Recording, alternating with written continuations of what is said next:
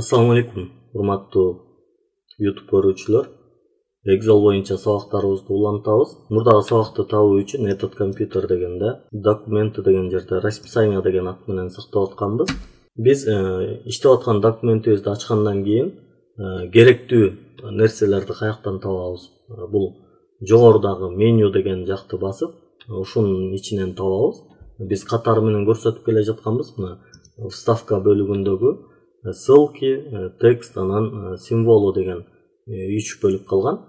Мына ушул нерсени көрсөтүп берүүнүн аракетин кылабыз. Негизинен Excel'de ссылкалар менен иштөө абдан маанилүү.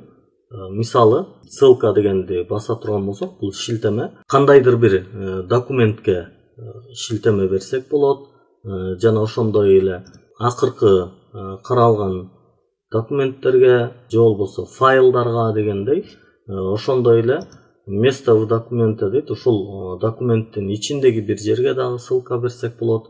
Мисалы, азыр бул жерде бир эле лист бар экен. Эгерде бир канча лист менен Excel'de ошондой иштеп аткан болсоңуз, мына ошолорду берип, анан ссылка берсеңиз болот. Жана ошондой эле электрондук почталарга дагы шилтеме берсеңиз болот. Бул жерге электрондук дарегин жазасыз, бул жерге темасын жазасыз. Биз азырынча эң биринчи ушул папканын ичинде бир документке, мисалы, тил мыйзамы дегенге шилтеме берип көрөлү. Мынакей байкаганыңыздардай кадимки шилтеме пайда болуп калды. HTTP деген менен. Ошол эле ат бул жакка дагы чыгып атат. Бул жакты текст деген жерде өчүрүп, мисалы, документтин атын жазып койсок болот. Мисалы, тил мыйзамы деп муну ушул жерге тиркеп койсок болот. Мындай болуп бизге шилтеме болуп калат. Анан биз качан келип, мынакей бул шилтеменин үстүнө келгенде мышкабыздын курсору, көрсөткүчү өзгөрүп атат, колго өзгөрүп атат. Муну бассак, бизге жаңы тил мыйзамын ачып берет. Ошондой эле, мисалы, бул жерде экинчи листти да ачып коелу. Бул жерге экинчи бет деп жазып коеюн. Бул жерге келип туруп, шилтеме ссылка дегенди басып, место в документе дегенде муну басып туруп, лист экинчи дейт. Биз бул жерге экинчи бетке өтүү деп жазып туруп, муну басып турабыз. Мынакей мындай болуп калат. Муну баягы главныйдан бул жактардан тууралап алсак болот, кандай жайгашышын. Келип туруп, муну басканыбызда бизди дароо экинчи бетке өткөрөт. Демек, шилтеме менен иштөөдө Excel бизге ушундай жардамдарды бере алат экен. Андан кийин болсо бизде текст бөлүгү бар. Тексттин да ичинде бир канча нерселер камтылган. Бул жерде эң эле биринчи надпись деген бар.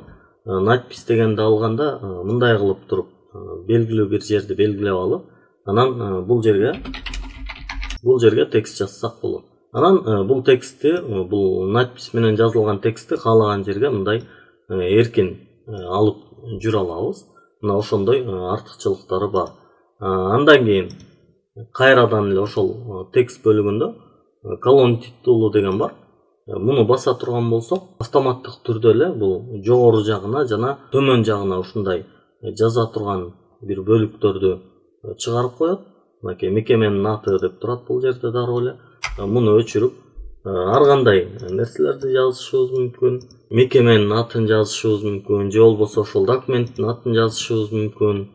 Бул жерде бир артыкчылык, мисалы, мекеменин аты деп бул жерге бир эле жазсаңыз, бул бардык беттериңизде автоматтык түрдө көрүнүп турат. Бул жерге дагы ошондой, мисалы, алдына да бир нерсе жаза турган болсоңуз, бул жерге жазылган нерсе бардык беттерде көрүнүп турат. Мисалы, буяка жаңы бет ача турган болсоңуз, бул жакта дагы болуп кете берет. Эми биз колон титулдарды алып туралы. Азырынча булардын бизге зарылчылыгы жок. Андан кийин бизде болсо ошол текстте WordArt деген бар. Мен өзүм бул WordArt'ты Excel'дин ичинде көп колдонбойм. Муну көбүнчө баягы слайд жасаганда же Word'то баягы реферат бир нерсе деп жазганда көбүрөөк колдонулат. Бул жазууларды кооз кылып жазуу үчүн, мисалы, муну тандап алалы, мындай чоң кылып, бул жерге текст жазсак болот дейт. Каалаган нерсебизди, мисалы, реферат деп жазганда, же болбосо баягы адамдын атын, фамилиясын жазганда, чоң кылып бир нерселерди жазууда ушундай кылып жазса болот. Бул жана буларды дагы каалагандай өзгөртө алсак болот. Ушул сыяктуу бир нерселерди кошкондо бизде бул формат фигуры ушул сыяктуу нерселер чыгып турат. Мына ошолордон бул жакты өзгөртсөк болот. Мындай сыртына рамка коюп, рамканын өңүн бир нерселерин алмаштырып, башка бир нерсеге боеп, булардын баары дагы карай турган темалар. Бул ичиндеги жазууну өзгөртүү боюнча дагы мына буларды басса дагы мындай болуп өзгөрүп турат. Азыркы эле ошол WordArt'тын ичиндеги бар нерселер бул жакта дагы пайда болуп калды. Мисалы мындай кылып жазса болот дегендей. Азырынча бул дагы туруп турсун, бул дагы туруп турсун. Эми болсо биз бул символу деген жактан улантсак болот. Символдордо дагы эки нерсе бар. Биринчи бул уравнение деген бар. Мисалы эң эле жөнөкөй квадратты, бөлчөктү жазууда, мындай бөлчөктөрдү жазууда бизге абдан кыйын, аны кол менен жаза албайбыз. Мына ошол учурда ушуну колдонсок болот.